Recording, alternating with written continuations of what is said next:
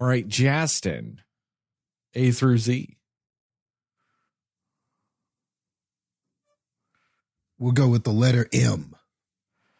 The letter M. The letter M reminds me of Mighty Morphin Power Rangers. So the former, was it Red Ranger? Austin St. John. Austin St. John. He's creating his own clothing company and that have quotes of inspirational figures, and one of those inspirational figures is Hitler. What?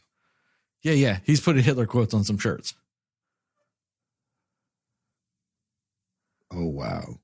And then try to Kanye his way out of it by saying, I don't like Hitler. He was a bad man, but that doesn't mean he didn't have some things to say that were right. Like, what thing did he say that he used? I don't remember. I don't really think it matters. It doesn't, but I'm just like, literally, what could he have even tried to justify with that? Yeah, no idea. Somebody should have told him that wasn't a good choice. I don't think he cares. Good option. I don't think he cares. I'm just saying he's one of those people that, thinks things that are, fascist-esque anyway. So. Consider my childhood damaged more now. Yeah. I mean, what more can we do to our childhoods? Just what more can we do now? In worse news, between our last recording and this recording, Louis Gossett Jr. died. Yeah. Yeah. That was sad. That's a shame. And we had just talked about him being in The Color Purple. And apparently he voices one of the imaginary friends in the If movie. Oh. The bear. Okay. The bear in the old-timey clothes.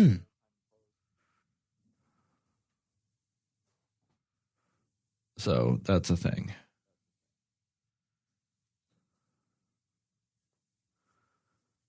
Do you guys got any news? I'm looking through some stuff. Yeah, I mean, also Chance Perdomo died as well. Yes. Which is a real bummer too. Gen V and Sabrina fame. Mm-hmm. 27. Like, I feel like there were a few people around 27, 28 that died. Like, I think Amy Winehouse was 27. Was it the 27 Club or 26? It's 27 Club. 27 Club. Yeah, and now he's in that. And I think Heath Ledger? I don't know. I thought Heath Ledger was older than that.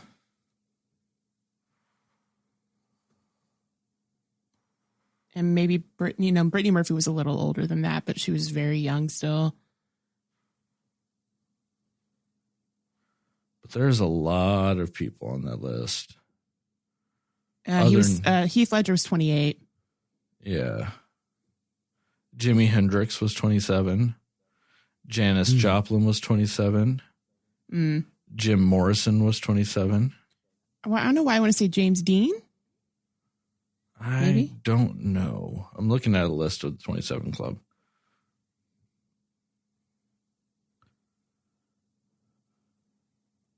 He was actually 24. Jean-Michel Basquiat. Kurt Cobain.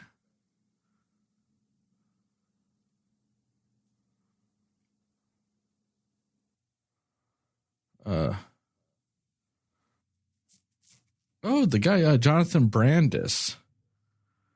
Yeah. He was in a lot of movies. Yes, Amy Winehouse, Anton Yelchin. That's right. Yeah. They were all 27 Club members. So sad. But yeah, that's yeah.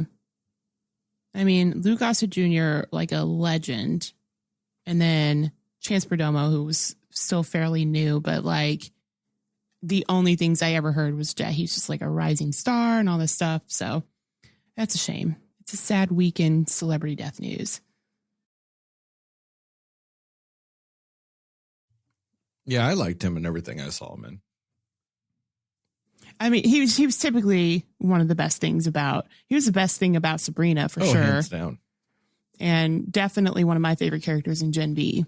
Yeah, really liked him in Gen V. He's really good. Yeah, did you see Gen V yet, Jastin? No, I haven't seen that, so I need to add that to your list of shit you need to fucking watch.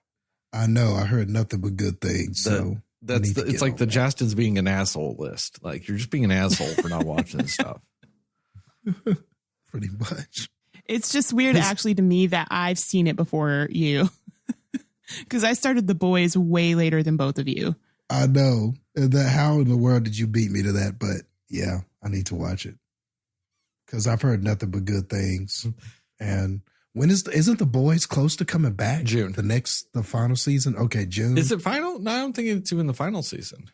Oh, it's not the final? I thought it was. I don't think so. If it keeps with what Kripke likes to do, it's going 5. Oh, okay.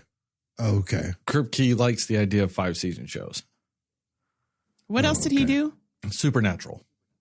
Oh, well, yes. Yes. Well, that show went 15 seasons. He did the first 5 and bounced because he's like, nah, I'm done. So. That's fair.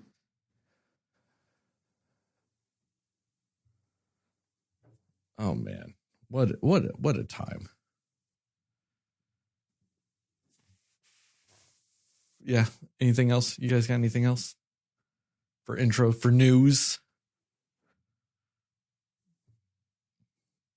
I don't think so. Oh, Mr. Feeney just turned 97. Oh yeah, that's a thing. Oh man, that man. He definitely looks older, but he kind of doesn't look that much older than he did on the show. On which show? Towards the end of Boy Meets World. Oh, to me, he looks decades older than that. I mean, or maybe it's, you know what? He was in a little bit of the Girl Meets World. He does not look terribly much older than he did on Girl Meets World, but yeah, maybe that's he does look ancient to me. And he is, so. Oh yeah, the fucker's old as shit.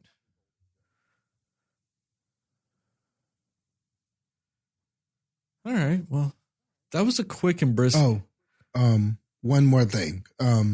And I don't know how this really isn't news more than it's just me kind of making a comment and statement, but it's kind of wrestling, but it can tie into movies. But The Rock lately has been a bad guy on WWE. And I've really been enjoying the hell out of him.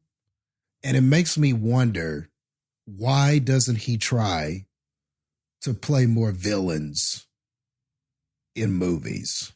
It also goes to, why wasn't he this when he played Black Adam? Yeah. Yeah. You think about that too, and it's like, what is he doing? Like he's having so much fun being the villain, and it feels nice to get that back, but he's also like really edgy and kind of doing stuff that he's kind of like. Well, there was somebody, a wrestling TikToker said, he might have been quoting somebody or something like that. I don't remember, but that's where I heard it was. There's nobody more over than heel Rock. Like, antithetical as that statement should be. Like, the heel should never be the one that's over. You know, you shouldn't have your bad guy being the most popular person in the scenario. But in wrestling history, like throughout all this stuff, heel Rock is always over. Everyone loves heel Rock. Everybody loves a bad Dwayne "The Rock" Johnson. So, yeah, I agree, Jastin. Why doesn't he do more of this? I feel like it's his better acting. Like, I haven't seen any of the new of him, but I remember back when I did watch wrestling and I did not like him because he was the bad guy. And I believed him as the bad guy. Yeah, but you loved to hate him. Like, that's true. You always love to hate him. It. Yeah. You wanted him to be on screen so you could hate him. Like, that's fair. You didn't hate him Yeah. and go, I don't want to see him whatsoever. No, you wanted him on your screen so you could actively participate in the act of hating him. That's fair. Yeah. Yeah. And I think it was kind of one of those things where they didn't expect the audience to boo him initially, what was happening. But when it happened, instead of going, okay, we're going to try to force something else to happen, they went with it and just embraced it. And if like all the backstage news with that is true, that like it really was going to be like Rock Roman at WrestleMania and just him showing up, that, you know, but he got such a bad reaction. Everybody's like, if they legitimately pivoted that to this, that is just ingenious on their part. yeah, yeah, rather than going the other way. And it kind of speaks to like the people in charge now. But I feel like old creative would have been like, no, you're getting Rock and you're getting Roman no matter what. yeah, no matter what, you know what I mean? And I think you're absolutely right about that. And Heather, not to talk about it too long, but we'll send you one clip. There's a clip where he beats up this other guy, Cody Rhodes, and it's raining and he's talking shit on camera. And yep, that was in Chicago. And he's talking shit on camera, and it's like, it's wrestling, but the scene, I thought it was just amazing how it was executed. Like how he's working with the camera and what he does. Like, it's not even just it. And yeah, there are plenty of wrestling segments where somebody beats up somebody. I mean, it happens all the time in wrestling, but like the way this was done and the way he did it, and just the way he has a way with the cameraman, even doing something as like mundanely wrestling as that. And he just, it was like an amazing scene, just the way he did it. Yeah, I'd be interested. I wonder if he just missed it, you know? Well, there was that. Well, he's a partial owner now. Well, no, I'm sorry. He's on the board. He's on the board. I'm sorry. He's not partial. He's on the board. He's a partial owner of the UFL.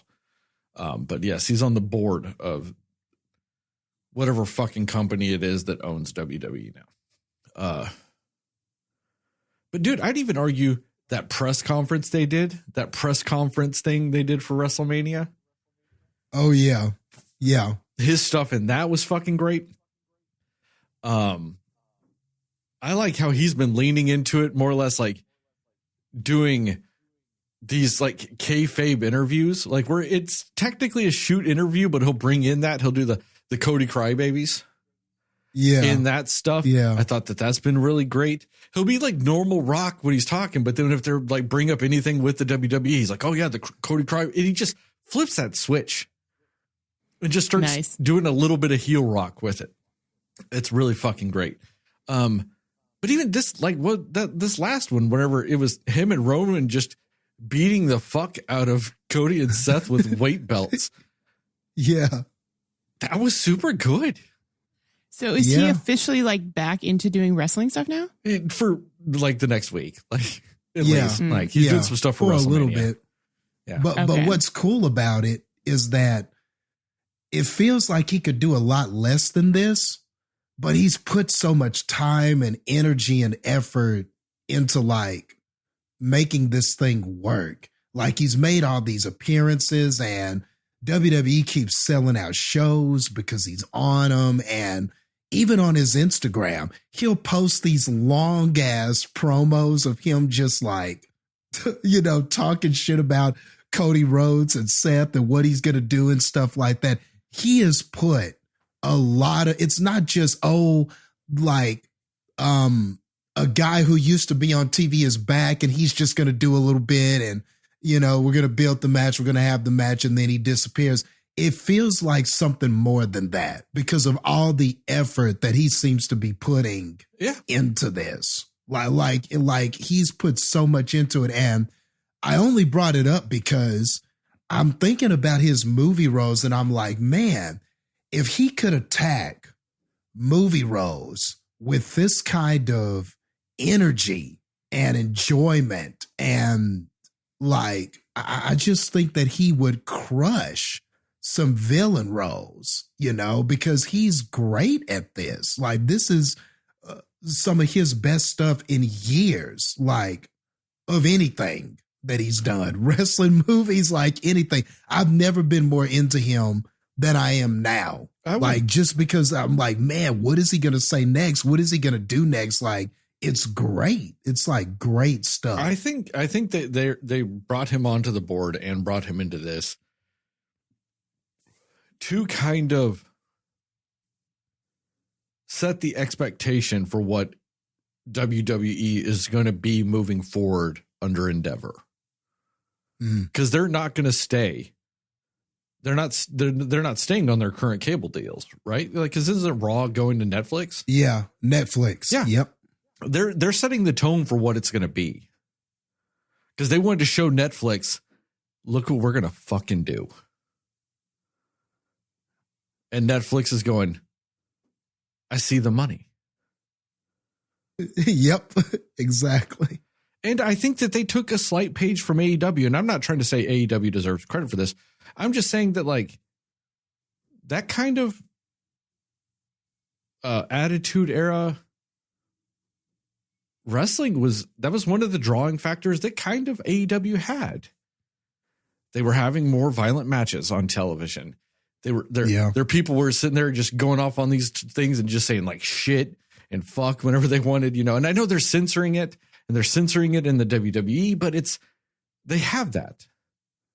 And that was the one thing that they were kind of one-upping the WWE on a constant basis, is that kind of just attitude with wrestling again. You know, WWE has the bigger stars, the more polished product, everything else. It's just those little aspects that a lot of older fans especially loved about wrestling. And what people like us grew up on, that, like, you know, wrestling was kind of essentially live action cartoons for a while, because it was, oh, watch the American Army guy fight the Iranian, and watch this guy beat the German, and watch this guy beat the sumo wrestler. Like, that was wrestling for us. And then it shifted into this like ultra, I don't want to say ultra violent, because it's still like, but it was that gritty, violent, sexy, gritty fucking thing that wrestling became.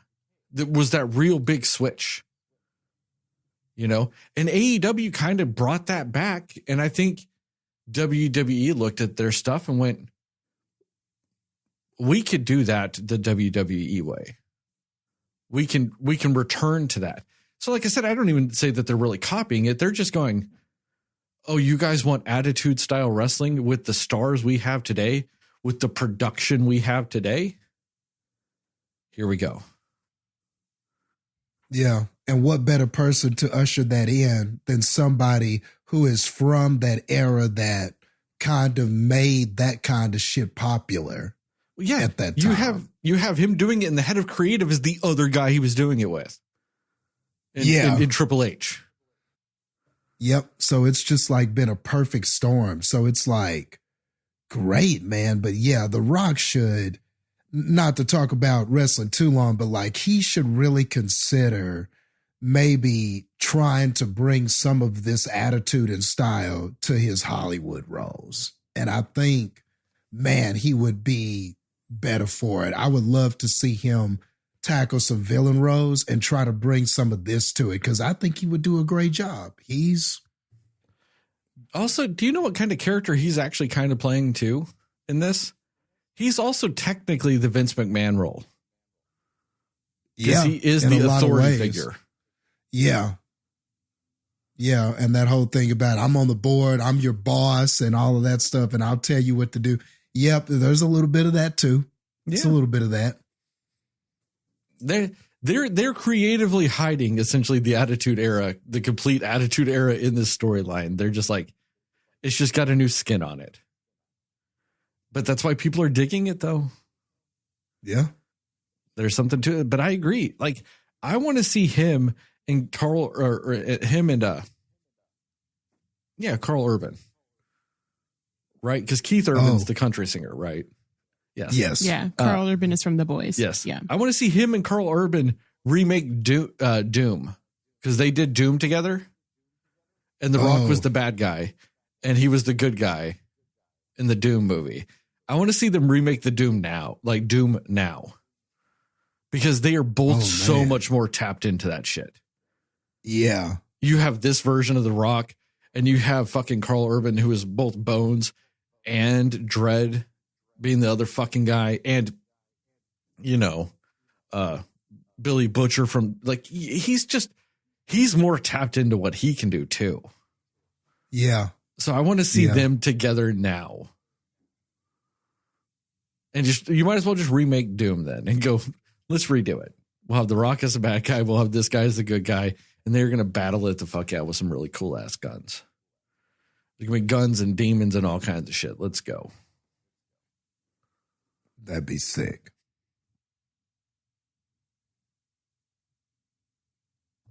But instead we get this shit. Transition Master.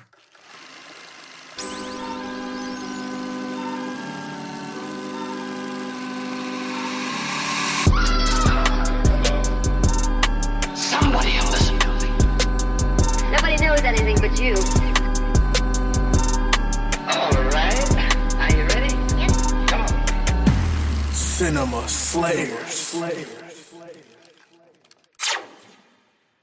Hey, Cinefans, and welcome back to another episode of the Cinema Slayers podcast. I'm Sterling, and as always, I'm joined by Heather and Jastin. And tonight we're going to talk about what we liked, didn't like, and everything in between with Kong X Godzilla, The New Empire, or Godzilla X Kong, whatever the fuck this movie's called. There's just letters and colons and just shit all throughout this title. We will go spoiler-free recommendations and scores, and then into a more spoiler-centric section to allow you to jump around if you so require, or with time codes in the description to allow you to jump around if you so require in both audio and video formats. With all that, I don't want to repeat last week, but I really want to start again. Is it okay if I start this one, guys? Yeah. Go ahead. I know Do you're it. excited. You love Godzilla and Kong and teams, and I know you're excited to talk about this. Yeah, Justin, you did. You just said a bunch of words. I mean, I'm going to have to more or less emphatically like distill this out. So 2 weeks in a row, after I took a 2-week break, 2 weeks in a row, we've got movies with the word Empire in the titles after a colon. 2 weeks in a row, we get ice versus laser powers. 2 weeks in a row, we get like the 5th movie in a franchise. In 2 weeks in a row, we get a bunch of fucking bullshit all over a fucking screen. I missed talking about 2 Academy Award nominated for Best Picture movies just so I could slide in to 2 pieces of fucking shit. We've missed you. This is your welcome back to the podcast. What the fuck is this karmic retribution? What did I do? What did I do, cinema gods? What did I do to piss you off so fucking much that you essentially give me 2 useless ass fucking movies back to back? Fuck, this movie was boring as shit. It's like a form of hazing. I don't know. My mind was mush when this fucking movie ended. Like, this movie really went, Ghostbusters, man, you sucked really hard. I want to see if I can suck at least just as much as you did. Yeah. And with that, I say you agree. I agree with you. Kong X, whatever the fuck this movie's even called. I don't even know. Godzilla X Kong, The New Empire. That just even feels wrong. Why do you put Godzilla first? He's in this movie for 8 minutes. Literally my first point I was going to make. Yep, exactly. This is Kong's movie, is it not? Yeah, it Is totally this feels not like essentially it. the sequel to Kong Skull Island featuring Godzilla? Yeah. Yeah. And I'm sorry, just once again, this movie had the audacity to come out within 6 months of Godzilla -1. Had the audacity. Yeah, big mistake.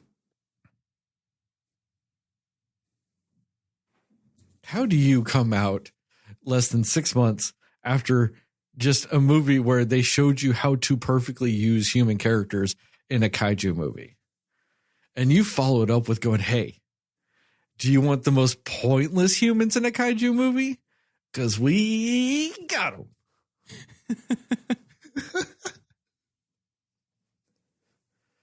I have never wanted humans to die more in a movie than the people in this one.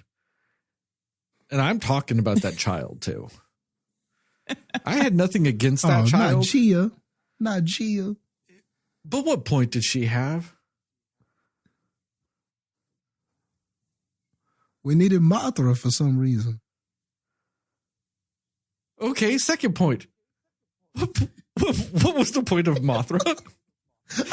I know this goes into spoiler territory because they avoided that, but I don't care. What was the point of Mothra? I don't know. I'm still trying to figure it out, and I will probably die. I'll be on my deathbed still trying to figure it out. They can come out with a movie that's a sequel to this that is just Mothra, and it still would have no purpose in this movie.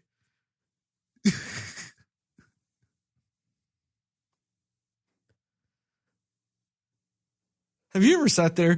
Do you guys remember? I know this is very early in the podcast for me to do this beloved segment, but do you guys remember when there was just Ice Godzilla in a movie? And how that was a thing? That was really cool, wasn't it? Do you guys remember when you watched that movie that was practically good Godzilla and good King Kong versus bad King Kong and bad Ice Godzilla? Yeah. Wasn't that fun?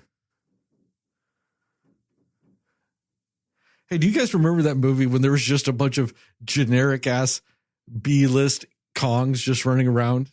They were so nondescript you don't remember any of them, but they played it like you were supposed to be able to tell the difference between them. You guys remember that movie? Yeah, because that was this one. What the fuck were those other Kongs? There's just a bunch of other Kongs. And like, he's like sitting there, like he's like this like slave master, like slaving these other Kongs. And they're just like moving rocks. What are they moving rocks for? Are they building pyramids? What are they doing? They're just moving rocks underground. They're just underground, like doing a chain, like a circle of passing rocks around until they get tired so they can get beat. What are they doing with these rocks?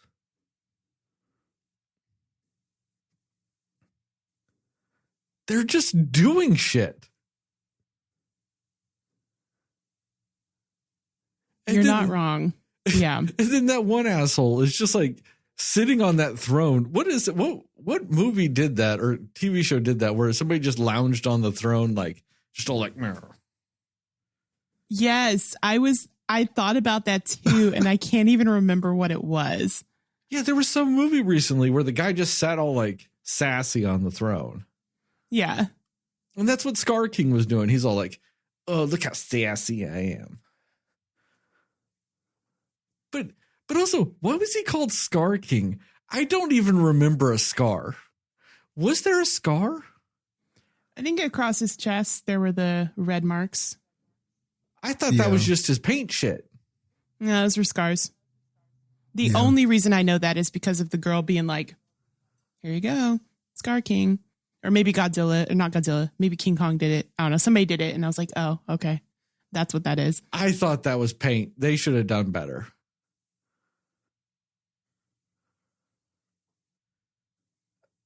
What the fuck was this movie? This movie was just fucking useless. I have just never, I don't know, cared less about a franchise.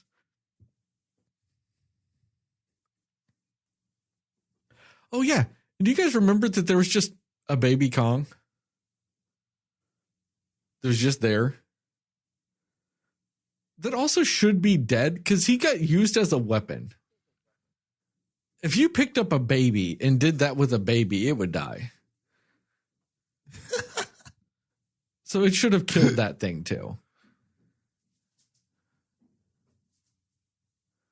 I kept calling him Diddy Kong because that's what it seemed like. Like he was Diddy Kong's to King Kong's Donkey Kong. But now that Diddy is kind of problematic at the moment because of yeah, I didn't even. I kind of I felt a little uneasy about it, but I kept calling him Diddy throughout the movie.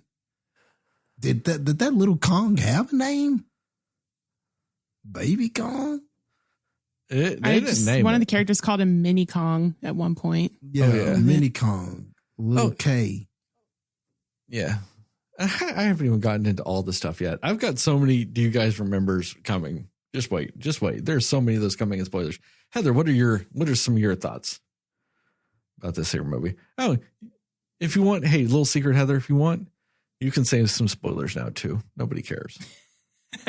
No one cares. I see. I mean, yeah, my first question to you guys was going to be like, this movie is completely mistitled because of the whole Godzilla X Kong thing. I'm like, and then for so much of the movie, like they just build so much story around Kong, and then Godzilla is just there, in the streets, just doing his thing. Like he's just kind of destroying things every time we see him. And that's really all they give him to do until he fights Kong. And I'm just like, okay, like, and just at some point, because of the stretches of time that they're focused on Kong, and I'm just like, where's Godzilla at? Like, first of all, you put his name first in the title of this movie, and you just make it seem like it's going to be this super epic thing. And that's not at all what we got. So that my first question was going to be like, why did they name it that? Were they trying to go off of just how much Godzilla stuff there is? Who knows? I don't know. But it was just, it was a whole thing. But I'm hoping it's just because it was alphabetical order. Yeah, maybe. And some marketing team was like, hey, just every time, just put Godzilla first, alphabetical. Yeah. There, and I will get more into this later, but like I actually cared 0% about Baby Kong. Like I wasn't a fan of Baby Kong. I just wasn't. Heather, it's a baby. I know. I'm sorry. Jastin, quit acting like you gave a fuck. But What? Babe. You just quit it. Just stop. You didn't. You're a fucking liar. It's a cute babe. Just a cute babe. Come on. I mean, Baby Kong actually looked more like an old person face. Like he didn't really even look like a baby. He actually had more of an old person face. I don't know. Or an old ape face. So you calling the baby ugly. Now we calling babies ugly. Yeah, there are tons of cute babies that still There's look also like a ton old of people. ugly babies. Quit acting like that's not a thing, Jastin. There's a ton of ugly babies. Trying to call me out. Come on now. But yeah, like my biggest thing is like, I think Baby Kong kind of just threw off the whole vibe of everything else going on in the scenes that he was in. Like you get like these crazy fights, nobody's talking, and all you're hearing is like Baby Kong's like, what do you call those things? Like the little yelps he's doing, whatever that's called. Like just doing that throughout, and just like, I don't know, like his energy was not like mixed well with the energy of all the other Kong stuff going on. It was just very off to me. Granted, yes, he's a baby, and that's probably why. But it just kind of took me out of the moment of Kong doing Kong things. You know what I mean? I don't know. So I wasn't the biggest fan. And also, if I'm being honest, movie wouldn't have changed one bit with Baby Kong not in it. If you think about it, like nothing would be different about this movie as far as what they did with the storyline. So anyways, so yeah, I mean, obviously I have a lot of complaints about this movie. It was not good, you know. I'm not saying it's the worst movie I've ever seen, but it's definitely not good. So yeah, that's, I mean, and the thing is, I get what you mean too, Sterling, about like the human characters in this. Like they really wanted you to like care more about them. And I mean, the closest you get is the mother-daughter storyline to actually like sentimentally caring about any of these characters. And I mean, you got Brian Tyree Henry, who is great just in general. He is doing his best. He is trying so hard to bring some kind of life to this movie and to these characters. And I mean, I will say he was one of the better characters of the movie for me. I forget what his name was in the movie, but yeah. And then Dan Stevens, who's like the dentist guy. You know what? He tried his best too. Like he really also tried, but I was actually just really, I guess, disappointed with that character in general, because he felt like so forced. Just the whole character felt so forced. Like we really want to have that carefree, just loose cannon, really smart guy that's like just doing his, you know, marching to the beat of his own drum. And, you know, like they were forcing it. They were really forcing it. And you could tell that it's just like, this was written down on a page for you to just be this character. And it wasn't just a natural thing. I feel like none of the characters felt like they were just naturally those characters. So, and it's not because they didn't have great, talented actors in the roles. It's just the script and how the characters are written. But, I mean, I think probably the best thing about the film might be the Kong fights. And I'm not even saying those are great, but I was at least engaged watching what was happening throughout those fights. So yeah, but that's not super saying much. I have some other complaints as we get more into it, but it was not, I was not a fan. And to be fair, I've never really been like into the King Kong movies at all. But you know, you got to try it out, give it a shot, see if, you know, I mean, I think this is probably the most I've cared about a King Kong, maybe, but also I've seen maybe 2 other King Kong movies. So I don't know, but anyway, yeah, that's what I got for now. Jastin, what about you? Man, just hearing a lot of disdain for this film. And I mean, I don't know, Heather, I'm probably more near you than I am Sterling. I don't hate this. I mean, but yeah, it's not good. It's just one of those. It's just kind of like Frozen Empire. It's just a bad sequel. It's just one of those bad sequel kind of movies where the story is not great and it only serves the purpose to get to this big tag team final battle that we're trying to get to. And it was funny because the friend that I was watching this with, I was like, man, doesn't this just seem like tag team wrestling booking? And really a lot of it was just kind of that in a nutshell. Like if you're a fan of wrestling and the whole tag team storyline where you have these 2 characters that people like, but they don't like each other. And then events occur and it kind of is the you know, the enemy of my enemy, you know, is my friend sort of thing. It's just kind of one of those things where they just take these two characters and they know what the end result needs to be. We need them teaming up somehow. And the whole story is just, with not a lot of thought, is crafted to get to that. And so that's really what it is. And like, I mean, I think I couldn't help but notice, like, fans, you know, people going and watching this seem to be enjoying it. Like, even at the theater I was at, when it was over, it got an ovation. And I was like, why? It got an ovation. People were cheering. But were people just cheering because it ended? Like they were free? Maybe.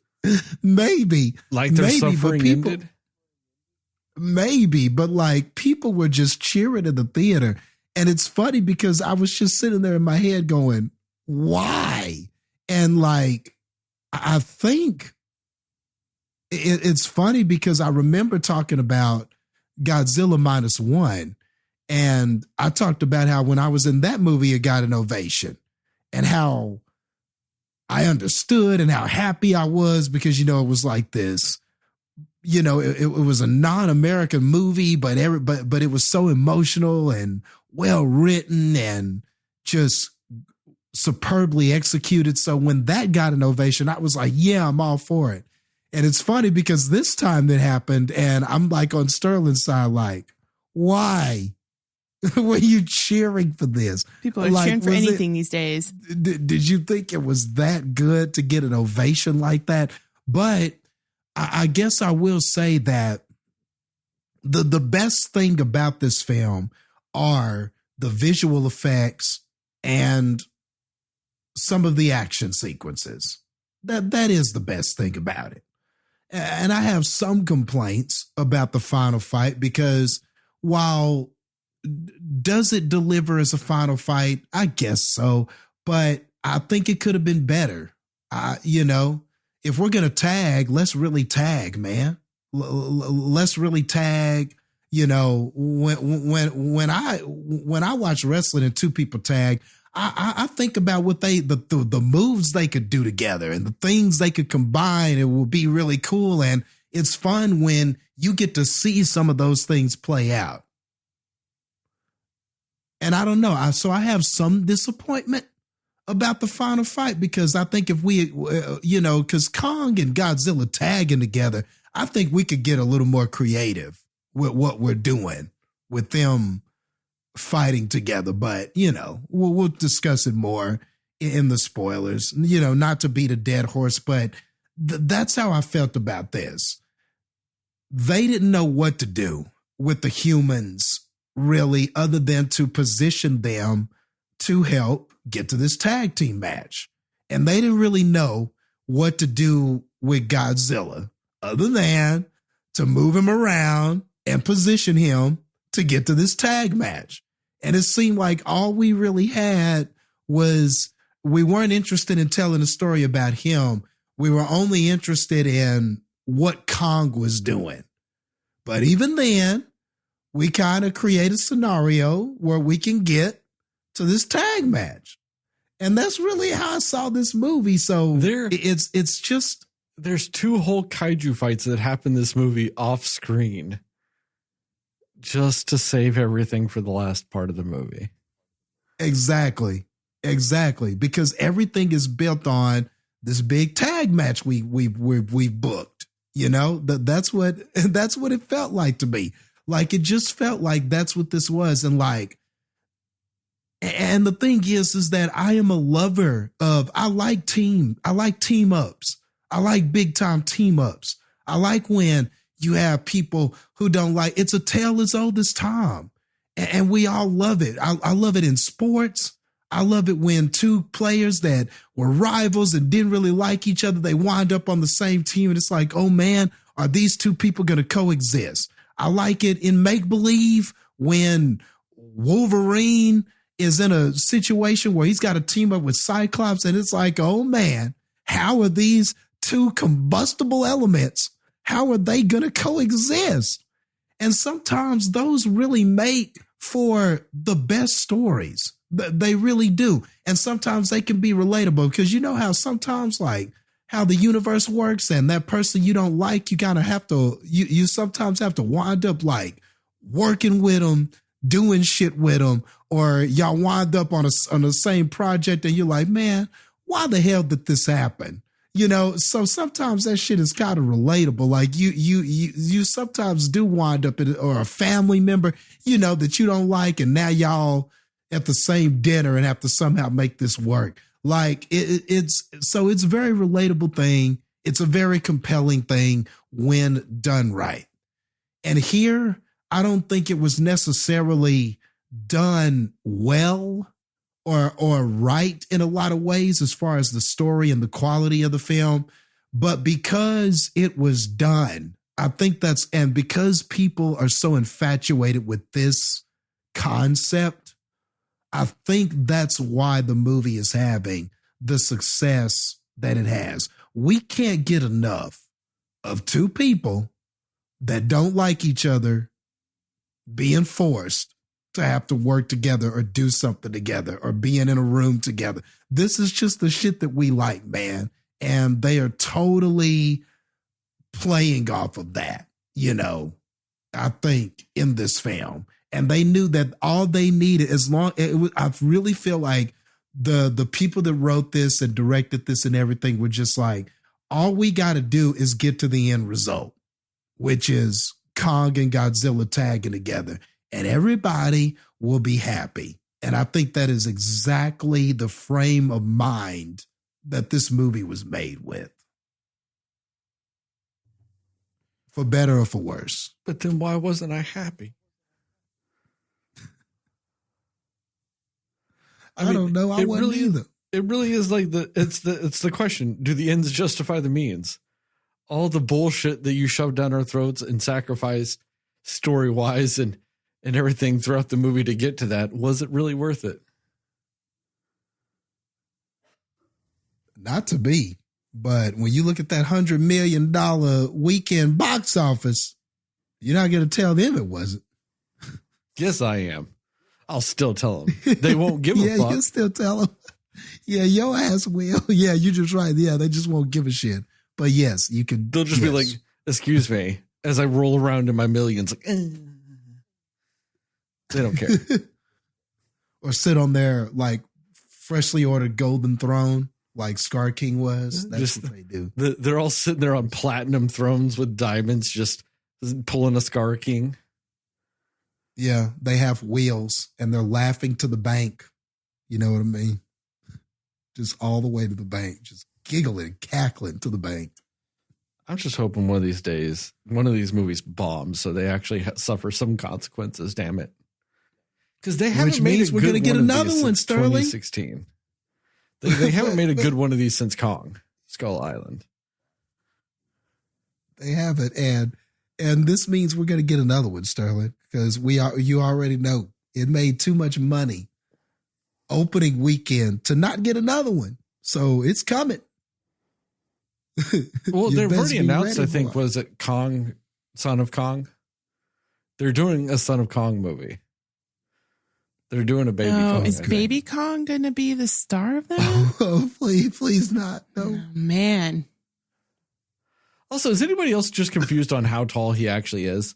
Because I don't remember actually seeing him next to anything but gigantic monkeys. Yeah, I'm confused. Well, I'm also, because like, this is supposed to be also the same Godzilla from the like Gareth Edwards one, right? Wasn't that Godzilla like 10 times larger than the one in this one? No. He's still just as tall. They've actually scaled up Kong. I think Kong's even slightly bigger than he was in Godzilla versus Kong. They did have Kong get bigger between Kong Skull Island and Godzilla versus Kong. They did scale him up. And maybe it's also just the way they shot the 2014 one, but like he just looked like he was just so much more massive. But it also could just be, if they scaled Kong up, then maybe that's why. Well, and also 90% of this movie is just from the kaiju perspective. So you get kind of skewed with that. So I don't know. Yeah, that's fair.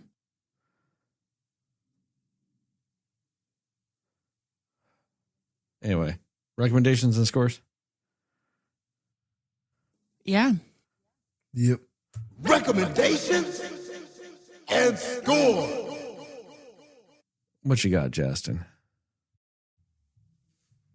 Well, I can't recommend it as a good movie because it's really not. But I'm so meh with it. I'm just so mixed in how I feel.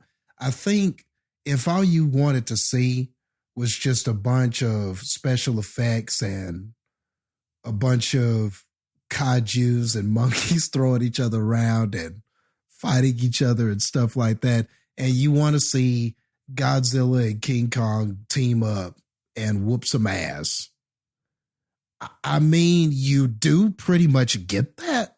So, I mean, if that's all you're looking for, then, I mean, you probably will like the film. I mean, because a lot of it is just the monsters doing shit and the humans hardly doing shit. And it's just them. And, and I think in the last movie, I was like, man, why don't they do less human stuff and just focus more on what the monsters are doing? And essentially, this movie does do that. It's just that, but I think even though it does do that, it doesn't do enough interesting things with the monsters to make it more compelling than just kind of your basic, okay, we got to get these people together so they can fight. So, I mean, so even though they did go the opposite way and made this more monster focused, I still don't think that it quite worked for me. So I have just come to the conclusion that I just prefer something like Godzilla -1. I think that's just the conclusion I've jumped to. I don't think so much reliance on monsters doing stuff is the way. And I don't think so much reliance on the humans doing stuff that I don't care about is the way either. I think the best common middle is what they did in Godzilla -1. You got to have a compelling story and you got to use the monster the right way or the monsters the right way. And I just don't think we figured that out yet with this. This just feels like a cash grab, and it was effective because in its cash grabbing. So that's all I can say for it. But I can't recommend it as a good film. But it's not terrible. But I'm just kind of in the middle. If you see it, great. If you don't. If you wait to see it on streaming, that's fine too. I'm not going to tell you to run to the theater to see it. It is definitely not a must see when it comes to me. And with that, we're going to do, I'll give it 52.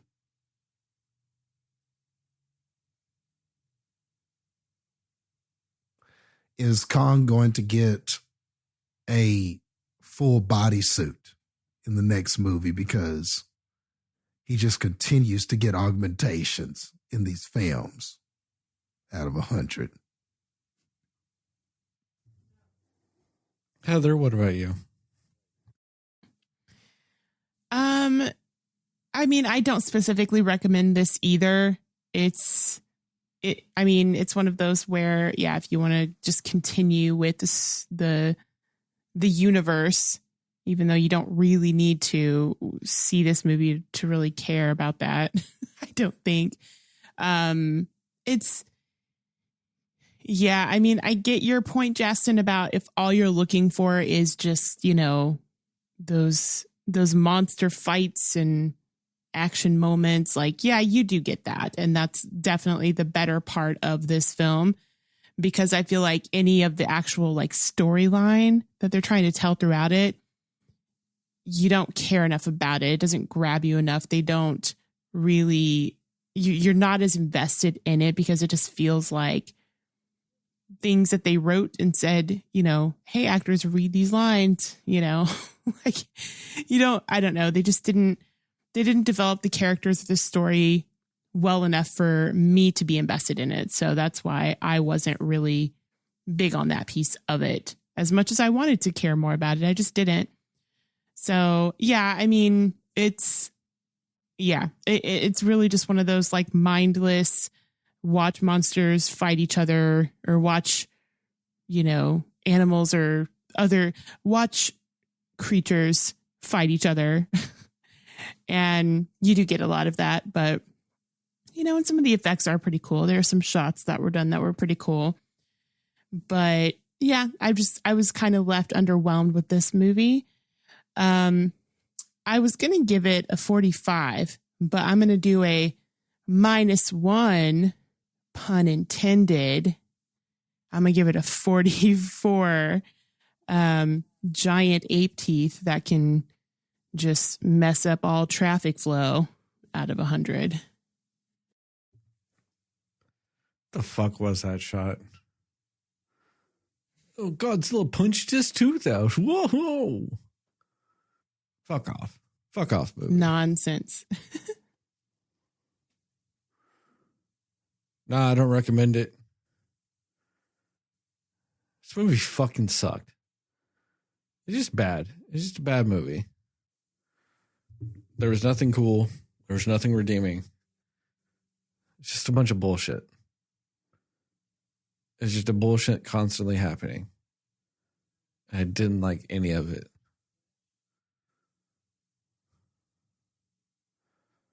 What did I give Ghostbusters? 10? Oh, I don't even remember. Something like very low like that. It was super low. All right, I give this movie a 10. Also. 10. Oh, no. Bone whips that somehow work. Somehow the spinal column is still attached to itself. Out of 100. Official Cinescore is a 35. That's about right. Dang. Not even 40 for Baby Kong? No, fuck Baby Kong. He's stupid. He's stupid, Jastin. All right. He was like a mix of Gollum and Dobby to me. I don't know. He was little K. He's just a little Kong, man. Little K. He's not even a little Kong. I think technically he's technically a little baby Scar King. He looked like he was part of Scar King. Yeah, he did. Yeah, he did. Spoilers. Yeah. You. Spoilers. Do you guys remember when the Godzilla got a magical glove that was immune to ice? Somehow? It was unreal, that. That was sick, bro. Do you guys remember? And he went like this? Yeah. Do you guys remember when they magically had this chemical that could just heal anything on Kong? As long as they injected it to him, he'd just get healed. Guys remember that? That's crazy. Yeah, they had developed it in the lab. They said that. You guys remember when they were like, hey, you remember Iron Man? Let's just do that again. That's fun. You guys remember when they just had a bunch of people just doing shit like all over the world, just like, oh man, we got to make sure the governments don't take over our project. That somehow this private corporation was just able to do. for whatever reason. They were just able to control all the portals and shit. You guys remember when there was like a undersea space dragon thing and Godzilla just killed it? They didn't even show it to you.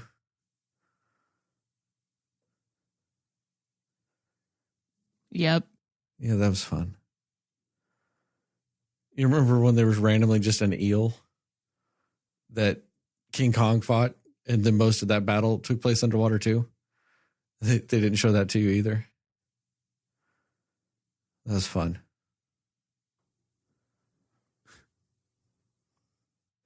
You guys remember at the beginning of the movie when there was these rat dog things that somehow had eyes on the sides of their heads, indicating that they are prey animals and not predators, but they were still acting like predators, even though they were designed poorly, because you wouldn't have your eyes on the side of your head if you're a predatory animal. They'd be on the front of your head. You guys remember that? Do you guys remember when the Hollow Earth had a hollower Earth under it? Yeah, that was That's cool. what this should have been called. Hollower Kong Earth. Hollow Earth. Hollower Earth. Hollower Earth. Yeah, it was just kind of there. Hollow Earth is huge, man. They had mapped it, so there could be a hollower Earth. Do you remember when the ground broke up and the computer just went uncharted area, just out of nowhere, just uncharted area?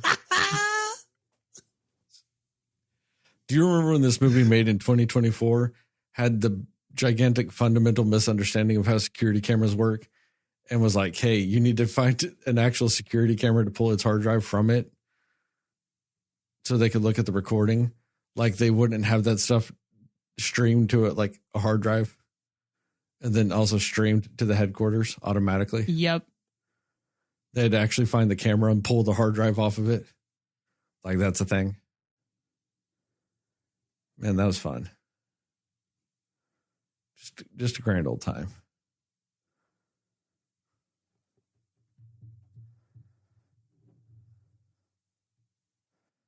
Ah, man. This movie. Do you remember that part in the movie when they were like, hey, look at all these like cave drawings that describe the entire plot of the movie? You guys remember that? They're like, hey guys, Yeah. let's just know the plot of the movie real quick while we're in the middle of it. And just it's so convenient that the prophecy dictated that this one person from this one island would somehow magically survive it. Hey, it's my adopted daughter over there. Fantastic. Guys, remember that? That was fun. See, okay, and my question with this is, apparently that little girl, she could talk to Kong, right? Because Kong understood sign language. That's the reason, right? Am I misunderstanding that? So that means that Rebecca Hall also could have just spoken to him. Yes. Anybody that knew sign language could have talked to Kong. You were correct. Yeah. Okay, cool. Just making sure. But it's like he trusted her. Like okay. They were friends. I guess that's fair. Yeah, they have a deep connection, Heather. Yeah. Got it. They were Understood. the bolt of the last of their tribal species on that island. Okay. It's that connection. Okay. Fair enough. Mm-hmm.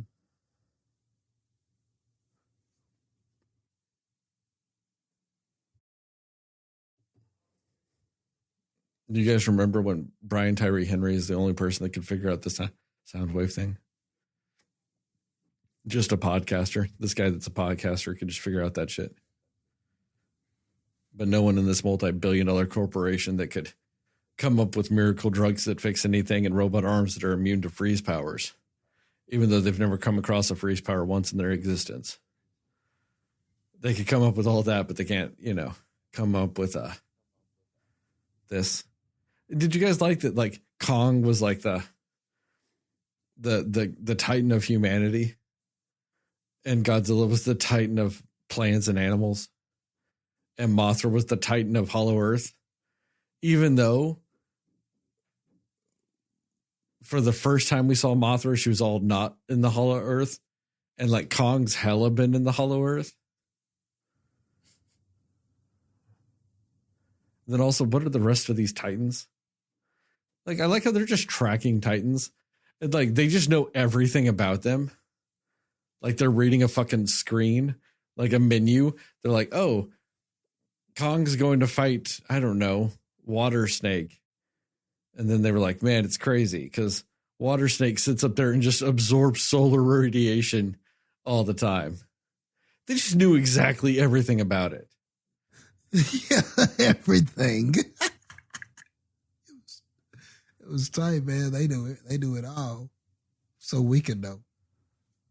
That's what it's for, Sterling. If they don't know, you don't know. So they had to be able to, so they had to know, Sterling, so you would know. Nah, they could have just done it and not had all the exposition. Like, they could have taken out 90% of the exposition in this movie, and I think we would have been fine. But how are you going to infer, really, that they trust you to infer from context and events happening and visual things happening? Why trust you with all that when they could just tell you? They could just explain it to you. It's not that they didn't trust me with it, Jastin. They didn't trust themselves to actually provide proper context. I think that'd be the more apt way of saying it. Yes. Because they had no context in this movie. They just went, nope, we're going to say the setup right now. We're just going to say it. That's our context. We're going to say the setup. Everything. God, they explained everything in this movie. Everything. There's just not a damn thing that happens that there's not somebody there giving commentary about. It's like you're watching this movie with director's commentary on because they just explain every scene. I'm really surprised they didn't break the fourth wall and just be like, in this scene, King Kong is doing this so that he can beat this enemy. Let's watch and see how it plays out. They almost should have. Because, I mean, you're exactly right. Like, everything just had to be baby fed and spoon fed to you. Everything was spoon fed. And that's why it just feels so, like, just low in quality. Like, every single story element had to be fully explained by some character. No nuance in showing it or letting us infer from a few clues or context or no sense of context in this movie. Everything had to be explained. They were acting like we are all newborn children watching it, you know. I wonder if that's because they knew that Warner Brothers Discovery CEO David Zaslav was going to watch this movie. And they were like, this guy's an idiot. So we need to explain everything on it so he'll just let us keep the movie. Otherwise, he'll be like, no one could possibly understand what's going on. Cancel.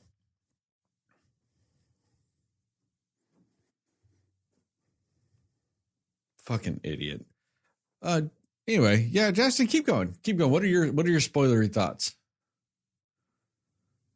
Well, like, it's like I said, I just come back to this whole tag team scenario. That's what it seemed like the only aim of this movie was. So we're getting back to it, some of these familiar characters that we know.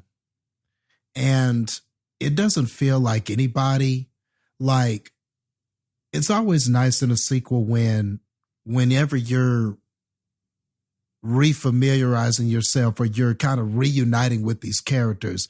Sometimes it's fun to see that time has passed and the characters are different or they're more mature or they've changed a little bit or the experiences have made them grow a little bit. Can you tell me any character, any human character in this that was any different from what they were in the first film? Like, no, Rebecca Hall. What's her name? Rebecca Hall. Yeah, she got a haircut, right? Yeah, that's right. That was a change. She got a haircut, and that I think that was like the only change. But like everybody And maybe to them that was enough. They were like, okay, we can't just have them all exactly the same, so we'll just have her hair be cut short. But every character is just acting the exact same, and it was like nothing happened. It was like it had been 2 minutes since the last movie. So I don't know, and that's just it's just kind of boring. It's lazy writing. It's just not very nuanced. I just like in a sequel when you can tell that the time and the last adventure and whatever has affected these characters, but everybody seemed the same. Gia was sad when Kong was sad, or worrying about Kong when Kong wasn't there, and doing, like it was a lot of it is the same thing. But Gia the kid might be at least the one character that did kind of have an arc in this, as far as discovering her family and people, and discovering that she was this person that does this thing, that can do this thing, and her people lived here in Hollow Earth, and she had some sort of destiny beyond just, I can talk to King Kong. So, I mean, I guess you could say that character moved a little bit forward, a little bit, as far as having some importance other than I can talk to King Kong. But still, well, everything surrounding that story is so, we've seen it before. Yeah, she just went from talking to King Kong to I can talk to Mothra. Like, I guess that's kind of true. That's all she did. She just added a kaiju to her belt. Yeah, you're right. In a way, that's really the purpose that it served. Like the stuff with her and the society and her people. And I think you're right, Heather. The only part of that remotely had a chance of being kind of compelling was when the mom was sort of coming to grips with, oh, she may want to stay with these people, because these are her people, and who am I to tell her that she has to go with me? It's going to be her choice, and kind of she's fearing that realization that she may actually choose to be with her people and everything. That might be as nuanced as this film got with any of the relationships that were in it. And what I was going to say, Sterling, is, essentially you're right. She went from, I could communicate with this one kaiju to I could communicate with this other one. But what the hell was the point of Mothra in this? Why even was Mothra in this? And why wasn't there a third villain then? If you're going to have a third kaiju guy. There was Nameless Apes 1, 2, and 3 that combined to be the third villain that Mothra fought. See, I don't even count that. Like, just, but I get it. Yeah, they were there so Mothra could just go real quick. But like, why would you have Mothra in this flying around, repairing stuff? And like, I just felt like all of that was stuff that maybe the humans, that could have been something the humans were tasked with. Oh, we gotta go over here and keep these things from doing this to give Kong and Godzilla time to handle these fools. Like, I just feel like that could have been something they could have been doing. Why was Mothra flying around fixing shit? They could have had, like, there's a villain called, like, Bathra, which is like a bat Mothra. They could have had it or something, because it lived down in the caves, too, or some shit. Okay. See? Like, and that would have been better, because then it would have been 3-on-3. It felt unfair to me, because it felt like it was about to be, like, 2-on-3. And I was like, well, Bad Kong, Scar Kong, and Ice Godzilla don't stand a chance. I mean, it's but three also, of them. Did you feel like they stood a chance anyway? No, But even more so, because it was like Mothra's gonna fight too. I was sitting there going, okay, so now Mothra's on the team too? Well then damn. This should be over in a heartbeat. Like, what I'm actually hearing is that Mothra is the equivalent of the Michelin, not the Michelin, the Stay Puft guys in the Ghostbusters movie.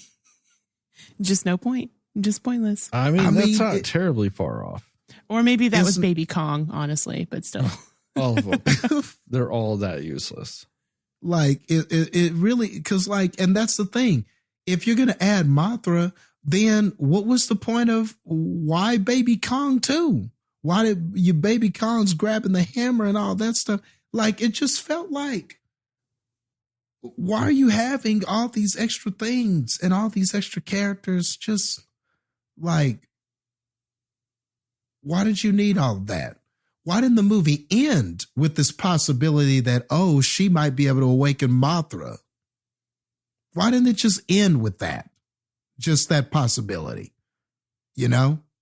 That could have been an after credit scene or something, a mid credit or something like that. Mothra to come in to get Godzilla and King Kong to stop fighting. Yeah, to be the voice of reason. And I mean, did you really need them? Why couldn't have Mothra to do that? Why couldn't King Kong just like trip Godzilla into the portal, and then when they got there, he'd be like point, and then Godzilla go, oh, okay, let's fight that guy instead. You know, essentially what they did with Mecha Godzilla. Yeah, could they have just done that? Also, why did Godzilla suplex King Kong? Yeah, I saw that. I went, okay, that's a full-on suplex. It was a straight-up suplex, and I went, all right. And come on, let's be real. Godzilla looks way more like a jackhammer guy than a suplex. Which one's a jackhammer? Why would he fall back on his back spines? The jackhammer is a version of essentially kind of a suplex done by one Bill Goldberg. Ah, yes, Goldberg. So, you know, you go up like the suplex, but you come down kind of like a power slam. Wouldn't that be technically kind of what it is, Jastin? Yeah. So when you bring them down, you land on top of them. Yeah. Boom. Okay. You're right there in the pinning position. Yeah. But that would make more sense to do. Why would Godzilla not fall on his spine? Like, why would he fall on his spines? That makes no sense. That'd be uncomfortable for him too. Yeah. Yeah. Take him out a little bit by default. And it would just be weird getting up and everything. But yeah, like, I just failed to see why Mothra was in this at all. And it felt like you could have just saved that for when you have bigger, badder adversaries and all of that kind of stuff. Like, it just felt like that needed to be. Also, there were just things happening in here and they didn't come back to him later. Like, again, with the lazy storytelling, like the tooth. Like, okay, we got that tooth removed and then we got that special tooth. Why didn't that come into play? I thought something would happen with that. He would bite one of them or it would come into play or something, but they did that whole thing. So I guess that was just a scene to introduce our dentist character. And that's all it was, I guess. You know, that's what the purpose of that must have been. But I thought that tooth was going to come into play and it just didn't. Like, so why all the hoo-ha of that? You know, I don't know. That just felt like something you could have done something with later in the film. Yeah. Like, and like you said, so we go to this and like, why was there, and that was going to be my question. Like you talked about it, Sterling, that there's a hollower earth, but why even is that? Like, why was there just this other hollow earth thing where all of these other Kongs were, and there's this whole other thing happening or anything like that? That was so strange. Like, but also they had apparently been leaving it as whenever they wanted. They could just leave whenever they wanted anyway. Yeah. So, like, what was that? It just felt like, oh, well, we already, all it felt like to me was, in Godzilla versus Kong, he already got here and nobody was alive and all of his ancestors weren't alive and Kong was the only one. So we already kind of said nobody's here. So we need a way for him to go somewhere to where there will be more Kongs. And they just made up some shit. I mean, that's what it felt like. Like, I didn't understand that at all, or why we couldn't have gone through a portal and been just somewhere else or something. It just felt like there was a better way to get to this. I don't like how there was just suddenly this other place where there were other Kongs and a bunch of other shit happening that we knew nothing about in the first film. The film before this.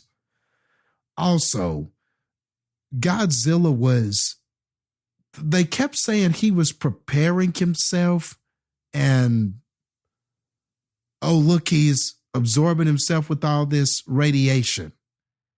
Then he went to like Antarctica, right? And he was like in the snow and they're like, oh man, he's preparing himself. So did he know this fight was coming but didn't know? Is it the argument that he's getting warned by the signal? Like the cry for help for Godzilla was warning him that it was going to happen? Something like that. I mean, see, I couldn't figure out because I knew that like, oh, there's something's coming. But how would he know specifically I need to be immune to ice or make myself more? How would he know that? Well, because like, I think he knew that Shimu was a part of Scar King's stuff because they'd fought before. And Godzilla barely won. Okay. So Godzilla was familiar. Yes. Because Godzilla banished them to the underground. Okay. Because, that's obviously... Why does, like, every time they fight bad villains, why does it, like, always, like, back in the day, they've got, like, some weird moral code that they just can't kill them? They're a bunch of monsters. Why wouldn't Godzilla just fucking kill Scar King? He kills every other kaiju he comes up against. But he's like, oh, man, Scar King, what a formidable opponent.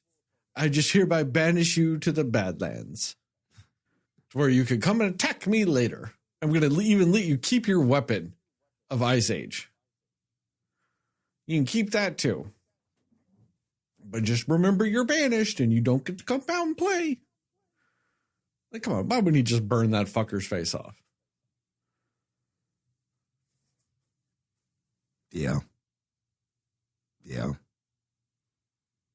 And it's like then it's just a lot of stuff wasn't explained, like the Scar King and how he had control of this ice. Now, clearly he had this crystal and that's how he was controlling him. So I understand how he was doing it, but how was he able to how did he figure out? Where'd the crystal come from? Yeah, where did it come from? Was there a confrontation with this ice? I think that's one of Shimu's spikes. But also, why does one of his spikes have the ability to just magically be pointed at him and it hurt him? Right. Yeah. Like, what was the story behind this? Like, how did this come to be? And that's why it just felt so, and that's just what I mean by lazy storytelling. It's like, oh man, they're going to have to team up against the Scar King and he's going to have control of the Ice Godzilla. But nobody stopped. And it seems like everybody in the idea room, the writing room just went, oh, that's a great idea, man. Yeah.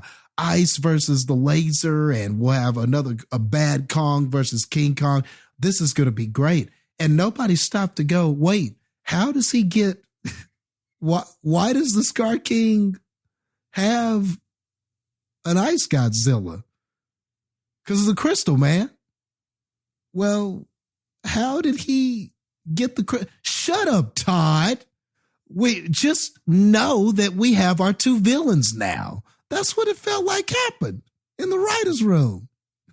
You know, Todd kept trying to ask, well, don't we need to explain what happened here? And then people were just telling him to shut up. And I feel bad for Todd because Todd was right. Yeah, Todd was right. Why were they so mean to Todd? Justice for Todd. Yep, justice for Todd. I'm telling you, man, Todd kept bringing it up. Hey, shouldn't we explain how this happened? Man, Todd, go sit in the corner. Okay, Todd was the true hero here.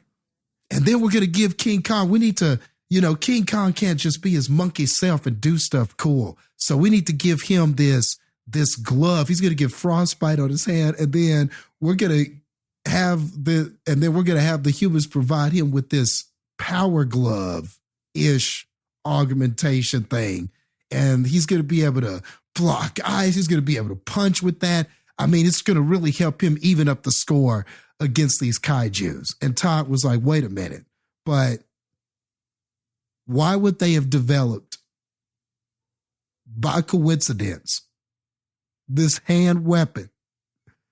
And just by chance, he perfectly gets hit in the place where this augmentation would work. Like, what if he got shot in the leg? Yep. Would he would just been shit out of luck? Anywhere else. Just anywhere else. Yeah, just anywhere. What if he got shot? Like, I guess it'd be like 60 feet difference. Like, but just like higher up on the same arm, dead. Like, fucking froze. Like, come on. Yeah, it wouldn't have fit at all. So, and I know Todd brought this up. And they told him to shut up again. They silenced him. I'm sure he did. I'm sure they silenced Todd when he brought that up too. So all this shit. So I'm just convinced that in the next movie, King Kong is gonna be a full-on Iron Man or something. I'm just convinced that by the time we get to the 6th or 7th movie of this, he is gonna have a full bodysuit, and we are gonna be fighting in space. I just feel like that is next for this. They're already testing the waters, guys. We already kind of did a fight with no gravity. Like we're getting close, dog. We're getting close, and Kong. They've already blew their Ghidorah load. Like, that's the sad thing, is they've already blown the Ghidorah load. Like, yeah, the antithesis, the space monster. Like, are they going to just bring in Space Godzilla next? That's it, right? They'd have to bring in Space Godzilla, right? They have to. And because we got to get a whole suit on Kong. And I know, Todd, you're going to want to know why and how could they have already had this suit in the lab, just like they already have this fist thing in the lab. And if it was in the lab, don't get me started. Why didn't you give it to him in the movie before this? I know you said it, Todd. I know you said it. Yeah, they just abandoned the project, and they were just like, "But we let's just move the prototype to Hollow Earth, though." What? Yeah. The what? Come on. And it was so ready. Like, it was just like, I don't know if this thing that didn't actually get completely finished, if it's going to even work. But I'm going to make a phone call because that they still have it obviously in the exact same condition and spot and just ready for us to pick up at any given moment. So here we are in no time at all. That was crazy to me. I know. It was just perfect. And it just fit perfect. It was just so perfect. It was just the perfect situation for Kong. It was just too perfect. And he already had a weapon. He already has his fist in the air thing drove me nuts. That was crazy too. Sorry, go ahead. No, I'm just saying, why does he need all this stuff? Why can't he just fight himself? I mean, you already gave him a weapon. He already had the axe, the hatchet thing. So now he's got a fist. So now, what are they doing to King Kong? Why does he need items? I just don't understand what we're doing. Like, I don't understand why we need all of that shit. And so anyway, the last thing I'll say before I let somebody else go is that, we get to the final fight, and my complaint is that why weren't him and Godzilla doing more tag moves? I mean, the only tag move really was when I want to say he threw King Kong threw the Scar King into Godzilla, and Godzilla did like a little tail whip, and they comboed him. Is that the best we could come up with? Well, King Kong also kind of jumped on Godzilla's side. Yeah. To go in so they could do the Marvel versus Capcom clash thing. Yeah. Is that the best we could do, guys? Yeah. Is that the best we could do? No, like Kong jumping on top of Godzilla and Godzilla flipping and launching him, launching him up in the air, and he comes down on one of them and stomps him. Or, there are so many cool things that they could have done as a tag team. So, you build all the way up to this tag match, and then they're not even fighting. And I thought for a second they would be kind of getting their ass beat.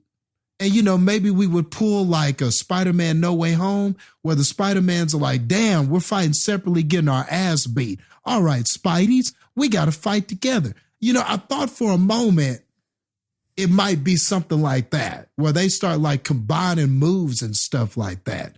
But they didn't do any of that cool shit. So I was like, man, this fight is all right, but it just felt like it left something to be desired. I think it should have been way cooler, and there should have been more of a team aspect to the fighting. So that was my complaint about that.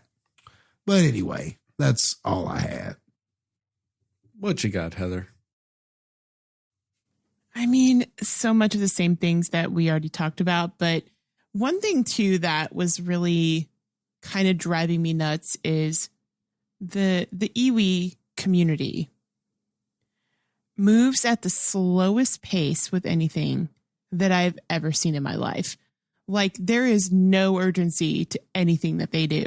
Like, they're just like, oh yes, you need us to help you save this. Of course, let's do a whole must pour this out in the slowest possible way. And all of these things where you're just like, I don't think you're understanding the stakes here, everybody. Cause we need to move quicker. So much to the point where, what is Gia? Is that her name? She's supposed to go talk to Mothra. They got her a whole new outfit before she goes up there to do it, and everything. And it was just a whole thing.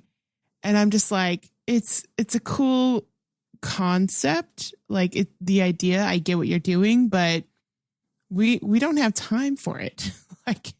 This is something we should have done this already. And we're just like, I see. Okay. We have been calling to you for help, but you know what? We're going to really take our time letting you help us.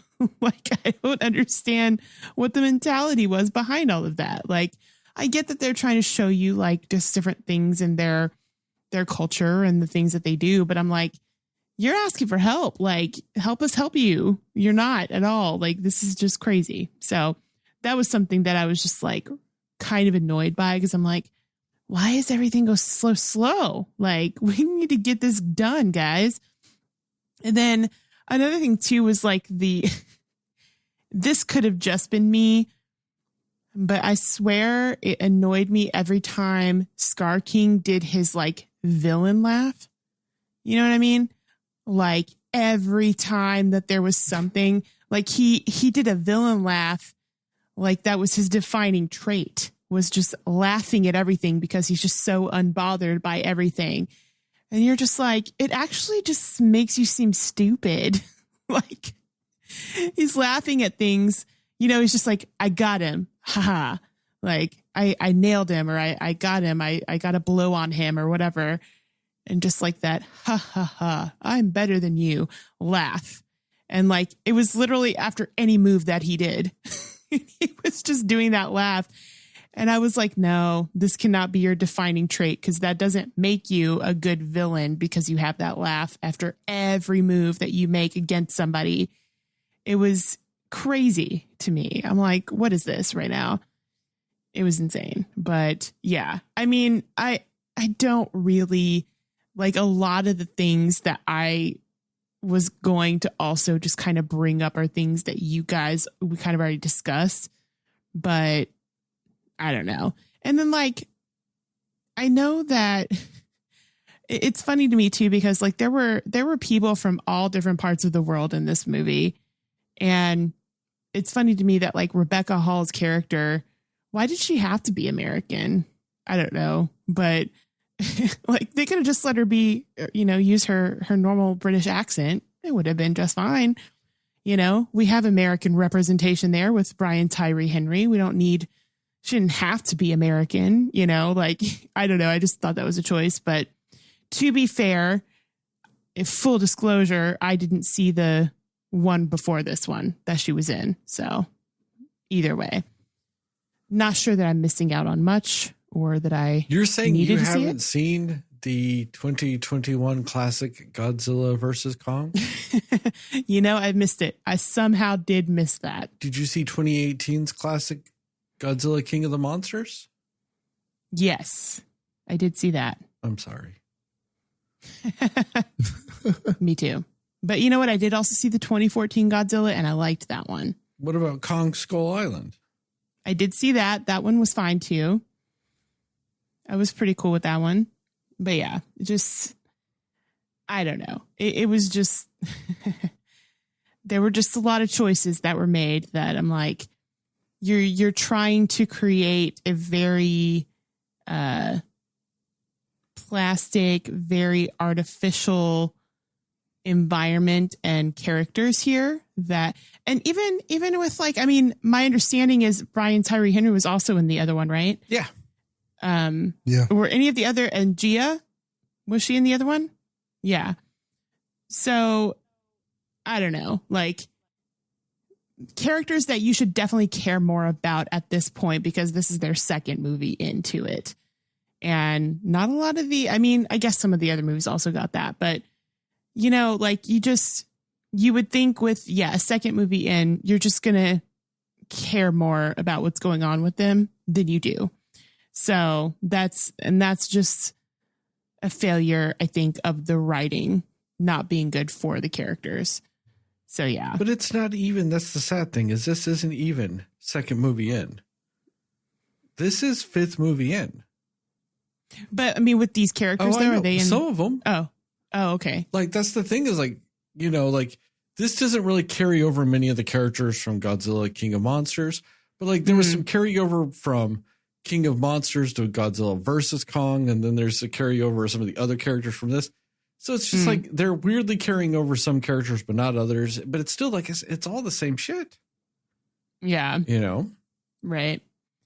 Yeah. So, yeah, in that case, even worse. Like, we should definitely care more about what's going on with them than we do.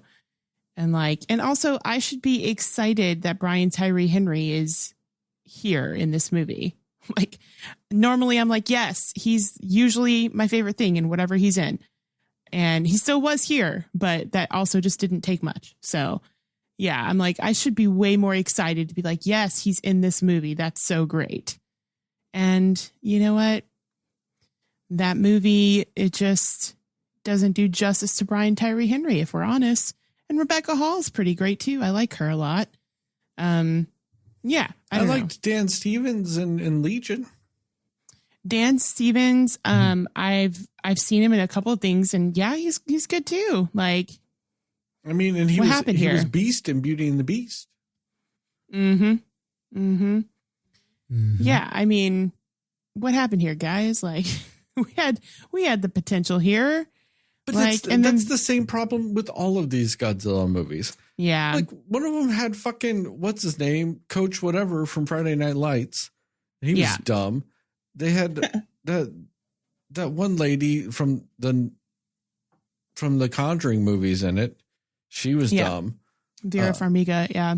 Yeah, they had Millie Bobby Brown. She was dumb. This is the second time Brian Tyree Henry's been dumb in one of these movies.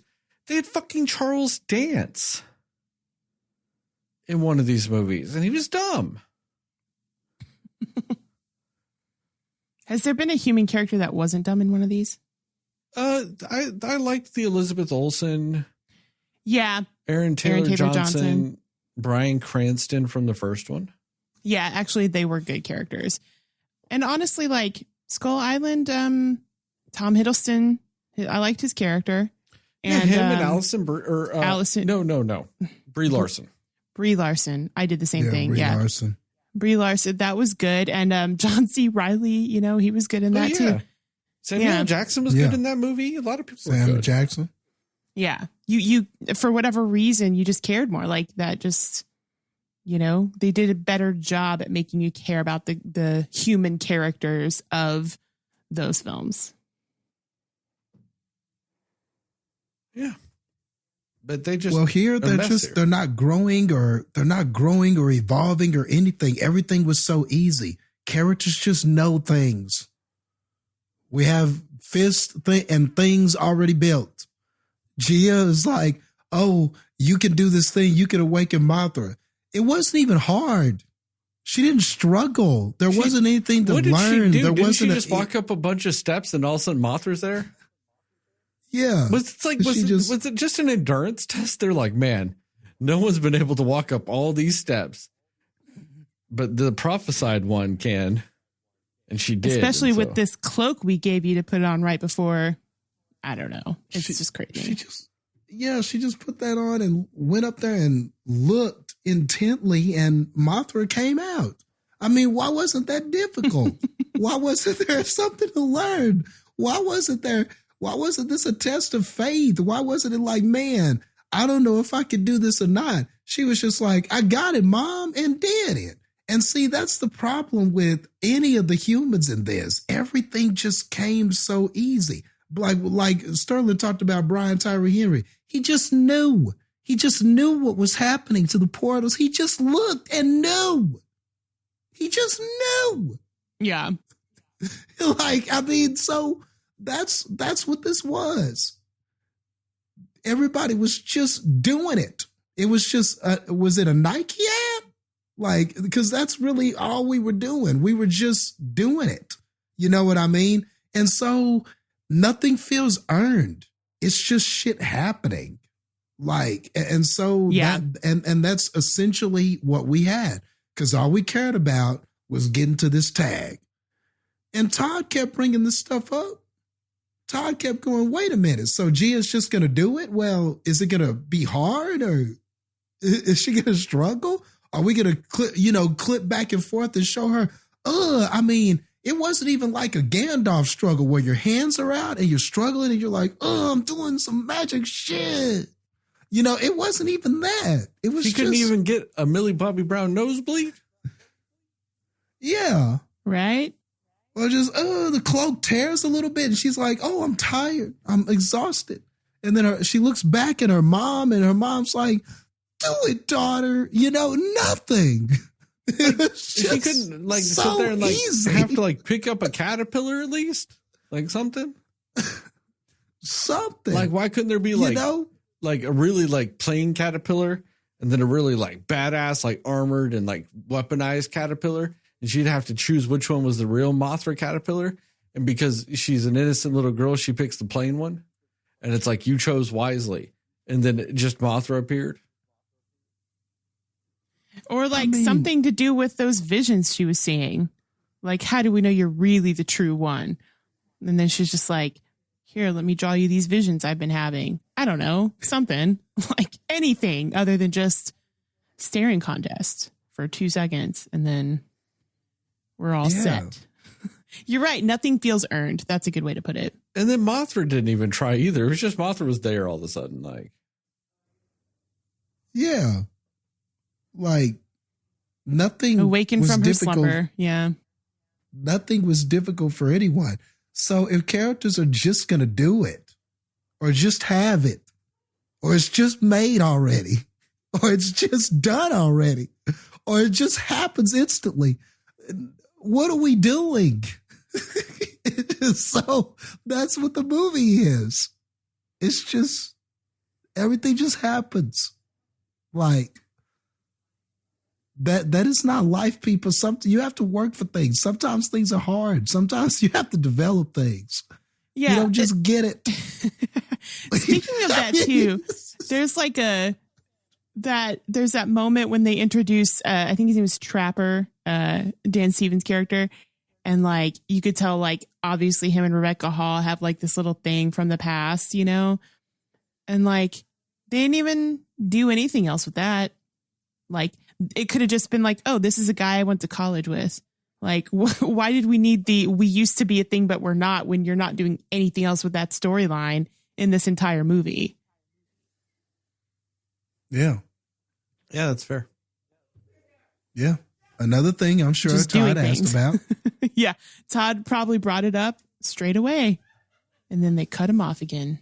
I'm like, Yeah. oh, that's interesting, guys. Well, are we going to have them? Like, what are we going to do? Are we going to have them kind of discuss their past, or maybe somehow that can tie into the mother's journey, and maybe somehow with Gia, you know, maybe that's what happens. Maybe the trapper's able to kind of connect with Gia, and the mother likes that, and they're like, what are you talking about, Todd? They're like, We're just nah, going to mention it and move on. we don't need it. Yeah.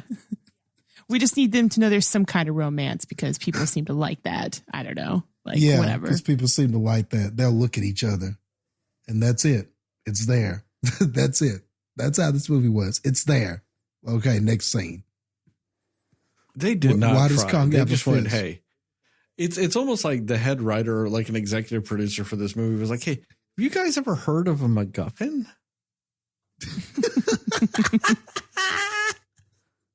Like, what if we just had a bunch of those?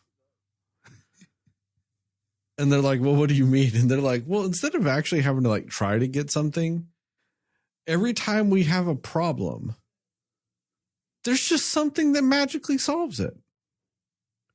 Every time. Yep. Mm-hmm. Yeah, it's stupid. Just fucking stupid. Yep. Anyway, you guys got any more thoughts? I've got nothing else. Nah, I'm tapped out. All right. On that note, thank you guys for listening to this episode of the Cinema Slayers podcast. Check us out on the internet at www.cinemaslayers.com, or we are Cinema Slayers podcast on Facebook. We're cinema_slayers on Letterboxd and Threads and Instagram. We're at Cinema Slayers Pod on TikTok and YouTube. Give us a 5-star rating and review. We'd really appreciate it. Really help us out. Shout out to Plug Mingo and Mundo Cho for our theme song and logos, respectively. Tell your family, tell your friends, tell your friends' family, tell your family's friends, and most of all, tell those dear sweet mothers, because dear sweet mothers love Godzilla -1. Fair. We here at the Cinema Slayers podcast are pro slut, pro Sydney, and pro naked. You, yes, you, Cinefans, are enough. You know, and justice for Chris. And justice for Todd. Gotta add it in there. Yeah. Gotta add him in there. Add it in there. I should have said mothers love Todd. Todd had all the good ideas. Yeah, Mothers- Todd had all the good ideas. Yeah, Yeah, he wasn't fucking around. Todd was trying. he And was. David Zaslav just fired that fucker. Just no fucks given about Todd. But at least mothers love him. Yeah. At least mothers love him. You'll get back on your feet, Todd.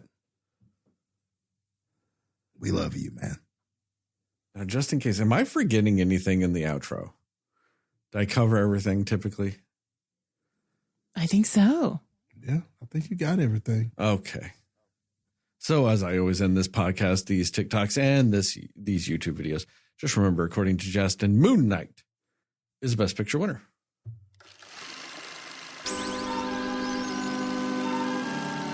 By the way, I think the poster was the Craven poster that had the guy that was slouching on the throne. See, you could be right on that. Nobody knows anything But but you. I'm also thinking of a movie scene.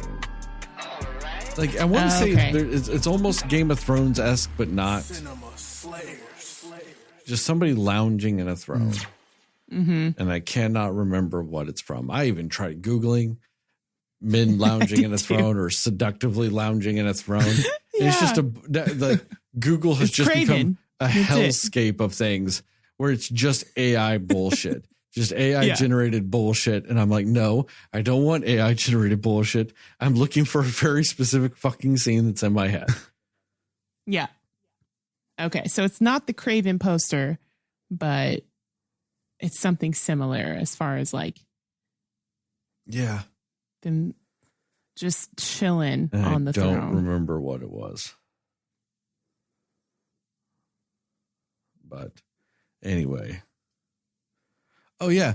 So just to kind of tie into what we were talking about earlier, though, on the Rock's like Instagram, he showed a thing of him, like the whole scene of him and Roman, like just whipping them. And he even put like as the caption is, they fucked around and found out. So like, yes, that is heel Rock That's is funny. fucked around and found out Rock. Nice. So Man, he's been great. yeah.